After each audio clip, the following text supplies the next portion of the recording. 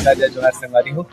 हाय पैसा, जैसे कि आपने जाना था, मोर फिल्म हाय पैसा भी थिएटर में चले थे, तो आप सबों जन से निवेदन है कि ये जाके फिल्म जरूर देखो। बहुत अच्छा फिल्म है ये, एक अलग जॉनर की फिल्म है ये कॉमेडी और ट्रेजेडी के ऊपर फिल्म है। और मैं हूँ मन कुरैशी है, दुष्यंत सिंह है, शैलेंद्र भट्ट है, और ये फिल्म सच में बहुत शानदार है। मैं रिलीज के एक हफ्ता बाद देखे और मुझे लगी से यार इतना अच्छा फिल्म है, जो कि मतलब अपन फिल्म एक रस्ते में नहीं बोला था कि सच में वो फिल्म बहुत अच्छा बने हैं, यूनिक बने हैं। एक स्थिति में आप बोलना चाहो बिल्कुल वो फिल्म मिस मत करना। कुरैशी जी बहुत अच्छा है फिल्म उनके साथ तो हवे और अच्छा बड़े भाई भी मैं मानता हूँ, और बहुत अच्छी सीनियर है। तो हमारा बॉन्डिंग एक स्थिति अच्छा है कि कि वो मुझे अच्छे से रिसीव करते, मैं अच्छे से रिसीव करता हूँ, और दोस्ती यारी बहुत बहुत अच्छा है।